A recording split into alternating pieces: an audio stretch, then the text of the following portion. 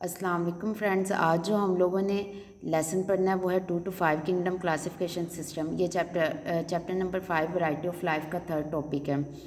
हम लोगों ने लास्ट लेक्चर्स में हम लोगों ने क्लासिफिकेशन के बारे में पढ़ा था, क्लासिफिकेशन कैसे की जाती है और क्लासिफिकेशन की हमें ज़रूरत क्यों होती है। अब यहाँ पे क्या है कि हम लोगों ने देखना है कि जैसे जैसे प्लांट्स और एनिमल डिस्कवर होते गए, उनको क्लासिफिकेशन की गई है, उसके साथ ही जो मुख्तलिफ साइंसदान थे उन्होंने क्लासिफिकेशन के सिस्टम मुतारिफ़ करवाना शुरू कर दिए थे। उनमें से सबसे जो ज़्यादा फेमस रहे हैं वो 2 किंगडम क्लासिफिकेशन सिस्टम रहा है, 3 किंगडम क्लासिफिकेशन सिस्टम रहा है और 5 किंगडम क्लासिफिकेशन सिस्टम रहा है। सबसे पहले 2 किंगडम क्लासिफिकेशन सिस्टम इंट्रोड्यूस करा दिया गया था। एक यूनानी फ़िलोसफ़र था अरिस्टोटल, अरस्तू भी इसको कहते हैं। इसने सबसे पहले 2 किंगडम क्लासिफिकेशन सिस्टम इंट्रोड्यूस कराया था। उसके बाद फिर जैसे जैसे वक्त के साथ साथ नए नए स्पीशीज़ एनिमल और प्लांट की डिस्कवर होती गई हैं और बहुत ज़्यादा दूसरे ऑर्गेनिज़म्स भी डिस्कवर होते गए हैं, तो फिर ये 3 किंगडम क्लासिफिकेशन सिस्टम इंट्रोड्यूस कराया गया और देन फिर 5 किंगडम क्लासिफिकेशन वक्त के हिसाब से या हालात को पेश नज़र रखते हुए इंट्रोड्यूस कराया गया। हम लोग यहाँ पे इसकी रीडिंग से स्टार्ट करते हैं। स्टार्टिंग पे मैं आपको दरमियान में बताती जाऊँगी कहाँ से 2 किंगडम्स क्लासिफिकेशन सिस्टम स्टार्ट हो रहा है, कहाँ से 3 हो रहा है और कहाँ से 5 हो रहा है। हम लोग इसको डिस्क्रिप्टिव डिटेल इसकी पढ़ेंगे। Different classification system recognise 2 to 6 kingdoms है। 6 किंगडम्स कोई भी नहीं है, ये आपकी बुक में गलत लिखा हुआ है। आप 6 काट के ऊपर 5 लिख सकते हैं। यहाँ से 4 सेंचुरीज़ है। 4 सेंचुरीज से आप यहाँ पे इसको यहाँ पे अंडरलाइन करके ऊपर आप हेडिंग बना लें 2 किंगडम क्लासिफिकेशन सिस्टम। यहाँ से 2 किंगडम क्लासिफिकेशन सिस्टम स्टार्ट हो जाएगा। 4 centuries the living organisms have been classified into 2 kingdoms plants and animals. वो कह रहे हैं कि ये जो अरस्तू ने दिया था 2 किंगडम क्लासिफिकेशन सिस्टम, ये सबसे पहले उसने दिया था और इसमें सिर्फ 2 ही किंगडम, जितने भी लिविंग ऑर्गेनिजम्स हैं उनको 2 ही किंगडम में डिवाइड किया गया, तो वो है प्लांट्स एंड एनिमल्स। प्लांट उसमें अब उनका मोड ऑफ न्यूट्रिशन की बात की गई है कि प्लांट और एनिमल कैसे अपनी खुराक तैयार करते हैं और अपने मोड ऑफ न्यूट्रिशन के हिसाब से वो कैसे हैं। Plants can prepare their own food from simple inorganic material and store energy. वो कह रहे हैं कि जो पौधे होते हैं वो अपनी खुराक खुद तैयार कर सकते हैं, किसके ज़रिए, सिंपल इनऑर्गेनिक मटेरियल, यानी कि इनऑर्गेनिक मटेरियल का आपको पता है जो कार्बन बेस मटेरियल नहीं होते, जैसे सल्फ़र हो गया, पोटाशियम हो गया, कैल्शियम हो गया, एंड स्टोर एनर्जी और इनको जो अपनी खुराक खुद तैयार ये कर सकते थे, इस वजह से इनको ऑटोट्रॉफ्स का नाम दिया गया। While animals can not synthesise their own food from simple inorganic material and depend for their food either on autotrophs or on decaying organic matter। वो कह रहे हैं कि मोड ऑफ न्यूट्रिशन के हिसाब से प्लांट्स जो थे वो ऑटोट्रॉफ्स से अपनी खुराक खुद तैयार कर सकते थे, लेकिन जो एनिमल्स थे वो अपनी खुराक खुद तैयार नहीं कर सकते थे। वो खुराक के लिए उनका इन्हिसार किन पर होता था, या तो उनका ऑटोट्रॉफ्स पर होता था या फिर और on decaying organic matter. Decaying organic matter वो होता है जो कार्बन बेस्ड कंपाउंड्स जिसमें मौजूद होते हैं, जैसा कि एनिमल्स का फिजिक्स कह लें, जो प्लांट्स के रिमेन्स वगैरह हैं, ये सारे ऑर्गेनिक मैटर हैं, तो ये इन पर इनका इन्हिसार करता था। और मोड ऑफ न्यूट्रिशन के हिसाब से प्लांट्स थे वो ऑटोट्रॉफ से और एनिमल क्या थे, हीटोट्रॉफ हैं। Bacteria were included in plants, यानी कि उस वक्त तक बैक्टीरिया भी डिस्कवर हो चुका था और इसको किंगडम प्लांट्स में ही रखा गया था। यहाँ तक इसकी सिंपल एक 2 किंगडम सिस्टम की डिस्क्रिप्शन है। आगे ये कितना एक्सेप्टेबल था, इसमें क्या ऑब्जेक्शन है वो हम देखते हैं। मैनी बायोलॉजिस्ट के ऊपर आप ऑब्जेक्शन लिख लें। Many biologist found this system satisfactory. वो कह रहे कि बहुत ज़्यादा जो बायोलॉजिस्ट थे उन्होंने सिस्टम को बहुत वर्केबल पाया था, while others found it unworkable for many unicellular organisms. लेकिन जो कुछ ऐसे साइंसदान थे जिन्होंने इसको इतना सक्सेसफुल नहीं पाया था, किस वजह से, बहुत से यूनिसेलुलर ऑर्गेनिजम्स की वजह से। यूनिसेलुलर ऑर्गेनिज्म यानी कि सिंगल सेल ऑर्गेनिजम्स की वजह से, लाइक यूग्लिना। यहाँ पे उन्होंने यूग्लिना की एग्जांपल दी हुई है आपको। यूग्लिना एक ऐसा यूनिसेलुलर ऑर्गेनिज्म था जिसके अंदर प्लांट और एनिमल दोनों के करैक्टर्स पाए जा रहे थे और इन दोनों को किस किंगडम में रखना उनको उन्होंने कोई इसका बताया नहीं था, इस वजह से ये इतना अनवर्केबल था। Like Euglena that have both plant like भी इसके अंदर कैरेक्टर था। प्लांट लाइक कौन सा था, प्रेजेंस ऑफ क्लोरोफिल, यानी कि इसमें क्लोरोफिल मौजूद होता था। एंड एनिमल लाइक, और इसमें एनिमल की भी खसूसियात मौजूद थी, जैसे लेक ऑफ सेल वाल। आपको पता है सेल वाल सिर्फ प्लांट सेल में पाई जाती है, तो यहाँ पे इसके अंदर सेल वाल भी मौजूद नहीं थी। Characters and also because it ignores the differences between prokaryotic and eukaryotic cells. इसके अलावा इसने क्या किया था, इसने यूकैरियोट और प्रोकैरियोट में ये फ़र्क को भी इतना वाज़ह नहीं करता था। यहाँ तक टू किंगडम क्लासिफिकेशन सिस्टम आपका ख़त्म हो जाता है, यहाँ से ये स्टार्ट हो रहा है और इन प्लांट्स तक इसकी डिस्क्रिप्शन दी गई है। और आगे ऑब्जेक्शन क्या थे, वो मैनी बायोलॉजी से लेके यूकैरियोटिक सेल्स तक इसके ऑब्जेक्शन है। नेक्स्ट जो हम लोग क्लासिफिकेशन सिस्टम का जो बता रहे हैं वो है three kingdom classification system. Three kingdom classification system का मैं थोड़ा सा अगर आपको ब्रीफली बयान करूँ तो इसमें किंगडम एनिमेलिया और किंगडम प्लांटी दोनों ही थे, लेकिन इसमें तीसरा एक किंगडम इंट्रोड्यूस कराया गया था प्रोटिस्टा। और प्रोटिस्टा किस तरह के ऑर्गेनिज्म के लिए इंट्रोड्यूस कराया गया था, वो यूग्लिना जैसे ऑर्गेनिजम्स के लिए इंट्रोड्यूस कराया गया था, जिसके अंदर प्लांट और एनिमल दोनों की खसूसियात मौजूद होती है।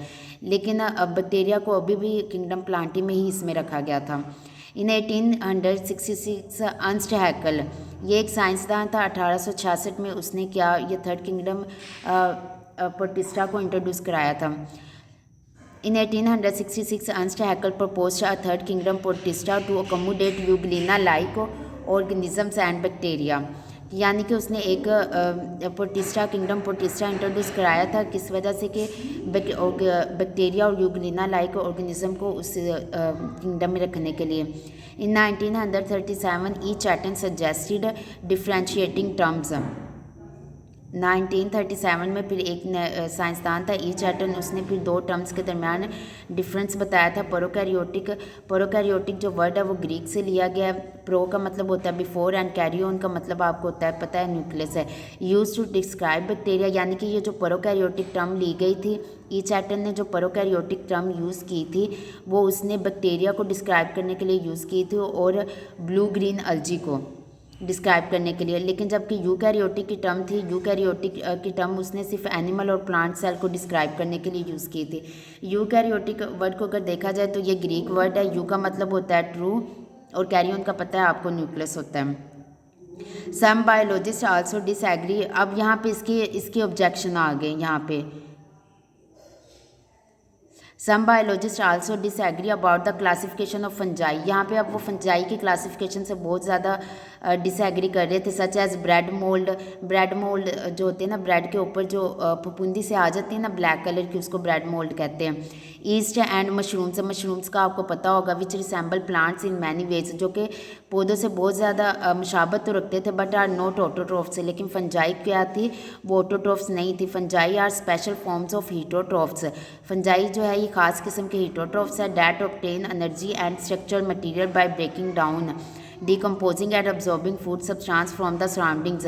वो कह रहे हैं कि इसके अंदर एक स्पेशल टाइप की मोड ऑफ न्यूट्रिशन पाया जाता है कि ये क्या करते हैं, खुराक को तोड़ फोड़ करके उसको डिकम्पोज करते हैं। डिकम्पोज करने के बाद जितनी भी न्यूट्रिशन होती है खुराक की वो सारी अब्जॉर्ब कर लेते हैं। एंड पोसेसिस काइटन, इनके अंदर काइटन मौजूद होती है as a major structural component in their cell walls. आपको पता होगा कि बाकी जितने भी प्लांट सेल है उनकी सेल वाल के अंदर सेलुलोज मौजूद होता है, लेकिन इसके अंदर काइटन पाया जाता है। काइटन भी एक तरह का मटेरियल है जो कि सेल वाल बनाने के लिए यूज़ होता है। ये सिर्फ और सिर्फ फंजाई में पाया जाता है। और दूसरा ये जो काइटन है ये एक्सोस्केलेटन आर्थ्रोपोड जो है ना उनके एक्सोस्केलेटन में ये काइटन मौजूद होता है। यहाँ तक हमारा थ्री किंगडम क्लासिफिकेशन सिस्टम हो गया। ये यहाँ से स्टार्ट होता है इन 1866 से लेके यहाँ तक प्लांट सेल में। सम बायोलॉजिस्ट यहाँ से इसके ऑब्जेक्शन स्टार्ट हो जाते हैं। ऑब्जेक्शन में उन्होंने जो सबसे बड़ा ऑब्जेक्शन दिया उन्होंने फंजाई की क्लासिफिकेशन का दिया था, क्योंकि फंजाई को अभी भी किंगडम प्लांटी में ही रखा गया था। और इसमें दो वजूहत दी थी कि उसको किंगडम इस क्लासिफिकेशन से साइंसदान क्यों डिसएग्री हो रहे थे, क्योंकि एक तो फंजाई की सेल वाल के अंदर काइटन मौजूद थी सेलुलोज के ज़रिए, और दूसरा फंजाई ऑटोट्रॉफ नहीं है, ये ख़ास किस्म के हीटोट्रॉफ है जो कि अपनी खुराक डिकम्पोजिशन या एब्जॉर्प्शन के ज़रिए लेते हैं। अब नीचे हम लोगों का ये जो अब यहाँ पे हम लोग पढ़ेंगे 5 किंगडम क्लासिफिकेशन सिस्टम। यहाँ से 5 किंगडम क्लासिफिकेशन सिस्टम स्टार्ट हो जाता है। A relatively recent system of classification, यानी कि जो अभी हालिया में जो क्लासिफिकेशन का सिस्टम है जो कि सबसे ज़्यादा यूजेबल है। The five kingdom system was proposed by Robert Whittaker, ये एक साइंसदान था, इसने इसको प्रपोज किया था 1969 में। This system of classification shown in the figure 5.1 is based on the 3 different levels of cellular organisation associated with 3 principal mode of nutrition. ये मैं आपको आगे जाके डायग्राम बता दूंगी ये फिगर 5.1 के, तो लेकिन यहाँ पे हम लोग अगर इसमें सेलुलर ऑर्गेनाइजेशन की बात करें तो ये यूनिसेलुलर होते हैं, यूनिसेलुलर भी होते हैं, मल्टी सेलुलर भी होते हैं, और साथ में यूनिसेलुलर यहाँ पे आप देख सकते हैं ये प्रोकैरियोट्स है, सिंगल सेल यूकैरियोट है और मल्टी सेलुलर यूकैरियोट है। ये इनमें सेलुलर ऑर्गेनाइजेशन पाई जाती है। यहाँ पे आप देखें associated with 3 principal mode of nutrition, इनके अंदर खुराक मोड ऑफ न्यूट्रिशन 3 तरह की होती है। फोटोसिंथेसिस या तो ये अपनी खुराक खुद तैयार करते हैं, एब्जॉर्प्शन ये अपनी खुराक को किससे अब्जॉर्ब करके हासिल करते हैं। अब्जॉर्ब कैसे करेंगे कि मादों को तोड़ फोड़ करके फिर जितनी भी न्यूट्रिशन होगी ऑर्गेनिक मैटर की या इनऑर्गेनिक मैटर की उसके अंदर से ये अपनी न्यूट्रिशन को अब्जॉर्ब कर लेंगे। एंड इंजेशन का मतलब होता है निगलना, खुराक को निगल के अपनी बॉडी के अंदर लेके जाते हैं, जैसे हम इंसान निगल के लेके जाते हैं। द फाइव किंगडम प्रपोज्ड, अब फाइव किंगडम ने क्या पेश किया था, the prokaryotic unicellular organism. Prokaryotic unicellular मतलब सिंगल सेल है। प्रोकैरियोटिक इनमें न्यूक्लियस मौजूद तो होता है लेकिन वाज़ा नहीं होता। प्रोकैरियोट और यूकैरियोट में एक ही फ़र्क होता है, जो यूकैरियोट ऑर्गेनिज्म होता है ना उनके न्यूक्लियस के गिर्द न्यूक्लियर जो मेम्ब्रेन होती है वो बिल्कुल वाज़ा होती है और उनके अंदर एक प्रोमिनेंट न्यूक्लियस पाया जा रहा होता है। लेकिन प्रोकैरियोटिक जो सेल्स होते हैं ना इनके अंदर न्यूक्लियस तो मौजूद होता है लेकिन उनके गिर्द न्यूक्लियर मेम्ब्रेन नहीं होती, न्यूक्लियर इन्वेलप नहीं होती, जिसकी वजह से वो इतना वाज़ा प्रोमिनेंट नहीं होता। तो इसमें प्रोकैरियोटिक यूनिसेलुलर ऑर्गेनिजम्स पाए जाते हैं और उसको किंगडम को हमने नाम दिया था मुनेरा। मुनेरा में ज़्यादातर उन्होंने बैक्टीरिया को ही रखा था। The eukaryotic predominantly unicellular organisms, यानी कि यूकैरियोटिक प्रीडोमिनेंटली का मतलब होता है बुनियादी तौर पर यूनिसेलुलर, सिर्फ यूनिसेलुलर ऑर्गेनिजम्स थे जिनका नाम दिया गया था Protista, such as Euglena and Amoeba. The eukaryotic तीसरा जो इसका सिस्टम था वो कौन सा था, प्लांटी था। The eukaryotic multicellular autotrophs, eukaryotic इनमें वाज़ा न्यूक्लियस पाया जाता है, मल्टीसेलुलर यानी कि इनकी बॉडी एक से ज़्यादा सेल पर मुश्तमिल होती है और ऑटोट्रॉफ्स ही अपनी खुराक खुद तैयार कर सकते हैं। चौथा कौन सा सिस्टम था, the eukaryotic multicellular reducers. Eukaryotic यानी कि इनमें भी वाज़ा न्यूक्लियस पाया जा रहा था, मल्टीसेलुलर इनकी बॉडी एक से ज़्यादा सेल पर मुश्तमिल होती थी। रिड्यूसर्स यानी कि ये डिकम्पोजर्स थे, ये खुराक की तोड़ फोड़ करते हैं जैसे, और इनको इस किंगडम का क्या नाम रखा गया था, fungi. For example mushrooms and the eukaryotic multicellular consumer. Eukaryotic वही बात आ गई, मल्टीसेलुलर भी वही बात आ गई कि एक से ज़्यादा सेल पर मुश्तमिल होता है। कंज्यूमर का मतलब होता है खर्च करने वाले, यानी कि जो खुराक इस्तेमाल कर रहे होते हैं।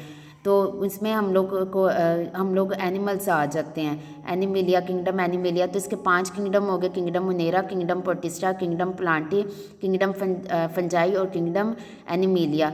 अब इनके सबके मोड्स ऑफ न्यूट्रिशन की बात करेंगे। ये इन्होंने सिर्फ सेलुलर ऑर्गेनाइजेशन की यहाँ पे बात की है कि कौन यूकैरियोटिक है, कौन प्रोकैरियोटिक है, कौन यूनिसेलुलर है, कौन मल्टीसेलुलर है। यहाँ पे मोड ऑफ न्यूट्रिशन की बात करेंगे। मोड ऑफ न्यूट्रिशन में देखें तो plants are autotrophic in nutritional mode making their own food by photosynthesis. ये तो हमें पता है कि जो प्लांट्स होते हैं वो ऑटोट्रॉफ होते हैं और अपनी खुराक खुद तैयार कर सकते हैं।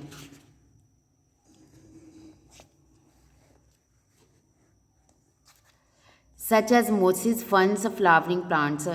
फंजाई, अब यहाँ पे फंजाई के मोड ऑफ न्यूट्रिशन की बात कर रहे हैं। फंजाई आर हीटरोट्रॉफिक ऑर्गेनिज्म, यानी कि अपनी खुराक को तैयार नहीं कर सकते। That are absorptive in their nutritional mode, या एब्जॉर्प्टिव का मतलब ये आ जाएगा कि ये अपनी खुराक जज़ब करके हासिल करते हैं। Most fungi are decomposers, fungi को डीकम्पोजर्स भी कहते हैं और फंजाई को रिड्यूसर्स भी कहते हैं। That live on organic material, कि ये ऑर्गेनिक मटेरियल के ऊपर रहते हैं। सेक्रीट डाइजेस्टिव इंजाइम की, यानी कि जो ऑर्गेनिक मटेरियल को तोड़ने के लिए ये क्या करते हैं कि उसके ऊपर डाइजेस्टिव इंजाइम खारिज करते हैं। And absorb small organic molecules, और उसमें से जो छोटे छोटे ऑर्गेनिक मालिक्यूल्स होते हैं वो उसको जज़ब कर लेते हैं। Which are produce by digestion, जो कि खुराक उस ऑर्गेनिक मटेरियल की तोड़ फोड़ के दौरान इस्तेमाल होते हैं। यहाँ तक फंजाई के मोड ऑफ न्यूट्रिशन की बात होगी। ये एनिमल के मोड ऑफ न्यूट्रिशन, आपको पता है हम एनिमल्स होते हैं वो हीटरोट्रॉफ्स होते हैं, हम खुराक को निगल कर अपनी बॉडी के अंदर लेके जाते हैं।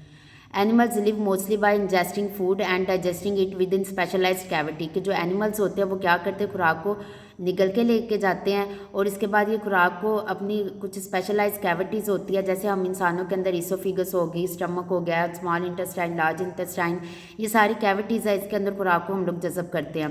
दे लेक सेलुलोज, इनके अंदर सेलुलोज मौजूद नहीं होता है, एंड शो मूवमेंट, और ये क्या करते हैं कि बॉडी मूवमेंट शो करते हैं। मूवमेंट से मुराद ये है कि हम एक जगह से दूसरी जगह मूव कर सकते हैं। For example birds and reptiles, यहाँ पे उन्होंने एग्जाम्पल दी हुई है बर्ड्स और रेप्टाइल्स की, जो कि मूवमेंट शो कर रहे होते हैं।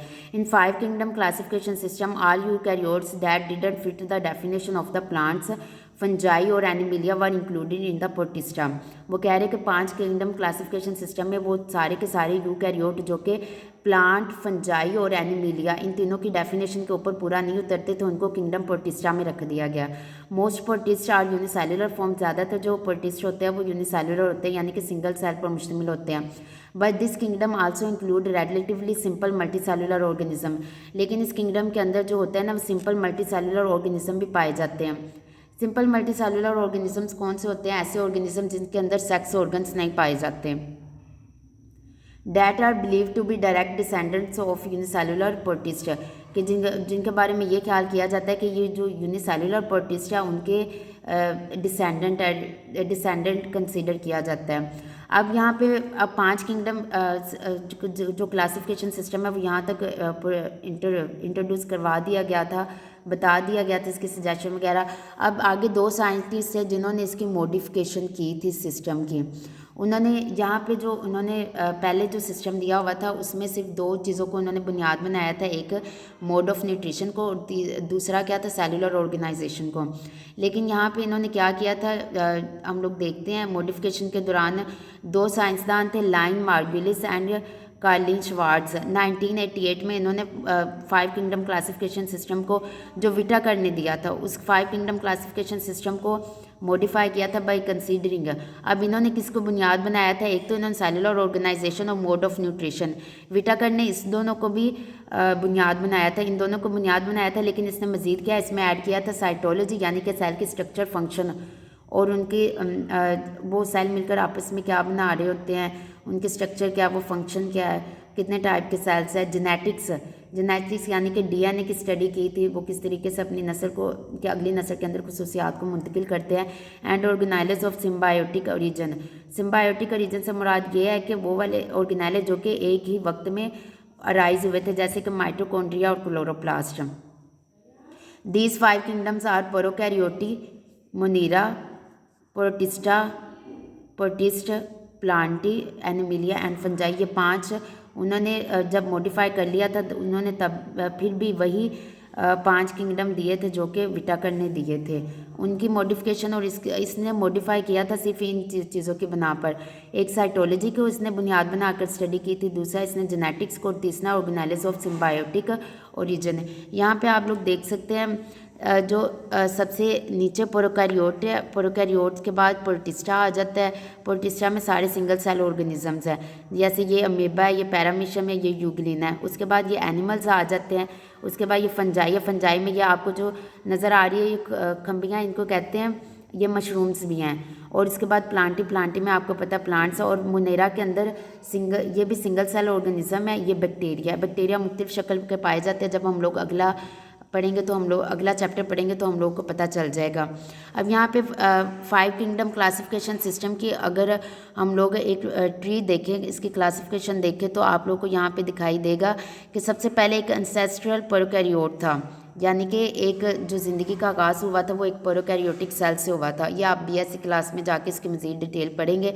आगे मज़ीद बैक्टीरिया इवोल्व हुए, मुनेरा और prokaryotes, other bacteria, purple bacteria, cyanobacteria, Gram positive bacteria, Gram negative bacteria. ये जो बैक्टीरिया होते हैं इनकी सेल वाल में थोड़ा सा डिफरेंस होता है, जिसकी वजह से इनको ग्राम पॉजिटिव या ग्राम नेगेटिव नाम देते हैं। यहाँ से जब ये सबसे पहले प्रोकैरियोट मुनेरा की बात हो रही है, तो प्रोकैरियोट के अंदर ही क्लोरोप्लास्ट और माइटोकॉन्ड्रिया का एक ही वक्त में आगाज़ हुआ था, यानी कि ये एक ही वक्त में इनका ओरिजिन हुआ था। उसके बाद हम लोग देखते हैं ये single cell eukaryote, single cell eukaryote में प्रोटिस्टा आ जाते हैं, प्रोटिस्ट में प्रोटोजोआंस आ सकते हैं, ये सारे के सारे सिंगल सेल ऑर्गेनिज्म हैं। ईस्ट आ जाते हैं और डाई एटम्स आ जाते हैं। और उसके बाद हम लोग जो देखते हैं, उसके बाद हम लोग मल्टी सेलुलर यूकैरियोट देखते हैं। इसमें 3 हमारे पास आ जाते हैं। एक हमारे पास ये प्लांटिया आ जाता है, उसके बाद फंजाई, और उसके बाद क्या आता है, एनिमिलिया। एनिमिलिया में अगर आप प्लांटी के नीचे दिखा फोटोसिंथेसिस लिखा हुआ है, यानी कि इनका मोड ऑफ न्यूट्रिशन क्या है, वो फोटोसिंथेसिस है। सूरज की रोशनी की मौजूदगी में और वाटर की मौजूदगी में और क्लोरोफिल की मौजूदगी में ये क्या करते हैं कि अपनी खुराक खुद तैयार करते हैं। फंजाई का नीचे मोड ऑफ न्यूट्रिशन लिखा हुआ है अब्जॉर्प्शन, यानी कि ये खुराक को जज़ब करते हैं। और एनिमिलिया का इंजेक्शन, यानी कि ये खुराक को निगल कर अपनी बॉडी के अंदर जितनी भी कैविटीज़ हैं उन सबको उसके अंदर खुराक को जज़ब कर तोड़ फोड़ करते हैं और उनको जज़ब करते हैं। अगर यहाँ पे आप देखें तो एनिमिलिया के ट्री के नीचे देखें तो इसमें स्लाइम मोल्ड आ जाते हैं, कोलनट्रेटा, स्पंजिस, निमाटोड्स, मुलस्क के जितने भी शैल वाले ऑर्गेनिजम्स होते हैं वो सारे इसमें आते हैं। आर्थ्रोपोडा, जितने भी जोरदार टांगों वाले जानवर होते हैं वो इसमें आते हैं। काइनोडर्म्स, स्टारफिश वगैरह आते हैं। यूरोकोडेट्स, वर्टिब्रेट्स भी आपको पता है कि जिनके रीढ़ की हड्डी होती है। यूरोकोडेट्स भी आप जाके मज़ीद आगे नेक्स्ट लेक्चर में पढ़ेंगे कि जिनकी टेल के अंदर नोटोकोड मौजूद होती है। फंजाई में एस्कोमाइसीड्स और बसीडियोमाइसीड्स आ जाते हैं, ये इसकी 2 सबसे बड़ी डिवीजन्स है। प्लांटी में देखें तो ग्रीन अलजी, रेड अलजी, ब्राउन अलजी, ये अलजी की आगे टाइप है। इनमें कुछ पिगमेंट का डिफरेंस होता है जिसकी वजह से इसके अंदर रेड कलर शो होता है, इसके अंदर ब्राउन और इसके अंदर ग्रीन होता है। मोसिस और लिवरवर्ट्स आ जाते हैं। उसके बाद फंस राइज होते हैं और उसके बाद एंजियोस्पर्म और जिम्नोस्पर्म। एंजियोस्पर्म और जिम्नोस्पर्म का मतलब आपको पता होगा कि जिनके इसमें उसकी क्लासिफिकेशन आ जाती है कि किसके बीज नेकिड होते हैं और किसके बीच नेकिड नहीं होते। तो ये थी आज हम लोगों की 5 किंगडम क्लासिफिकेशन, और हम लोगों ने इसमें 2 किंगडम क्लासिफिकेशन सिस्टम पढ़ा है, 3 किंगडम क्लासिफिकेशन सिस्टम पढ़ा है और 5 किंगडम क्लासिफिकेशन सिस्टम पढ़ा है। अब यहाँ पे अगर मैं इसको समराइज़ करूँ तो समराइज़ करने के लिए मैं आपको बता सकती हूँ 2 किंगडम क्लासिफिकेशन सिस्टम सबसे पहले दिया था अरिस्टोटल ने। इसमें 2 किंगडम रखे गए थे, प्लांट्स और एनिमल। प्लांट क्या थे, ऑटोट्रॉफ थे, और एनिमल क्या थे, हीटोट्रॉफ। जो बैक्टीरिया थे उनको किंगडम प्लांट्स के अंदर ही इंक्लूड किया गया था। उसके बाद 3 किंगडम क्लास सिस्टम आ जाता है। 3 किंगडम क्लास सिस्टम जो था वो अर्नस्ट हैकेल ने पेश किया था। इसमें 3 किंगडम थे, एनिमिलिया और प्लांटी सेम वही थे। इसमें नया जो किंगडम था वो इंट्रोड्यूस कराया गया था, प्रोटिस्टा। और 5 किंगडम सिस्टम की बात करें तो 5 किंगडम सिस्टम रॉबर्ट विटाकर ने दिया था। इसके 5 किंगडम कौन से थे, मोनेरा में बैक्टीरिया आ गए थे, प्रोटिस्टा में यूग्लिना लाइक ऑर्गेनिजम्स आ गए थे, प्लांटी में प्लांट्स, फंजाई में फंजाई का दूसरा नाम रिड्यूसर्स भी होता है। एनिमिलिया में एनिमल्स आ गए थे और इसको मॉडिफाई किसने किया था, लाइन मार्गविलिस ने और श्वार्ट्ज ने 1988 में। तो ये आज का हमारा लेक्चर था। अगर आपको कोई भी कन्फ्यूजन हुई तो आप कमेंट बॉक्स में पूछ सकते हैं।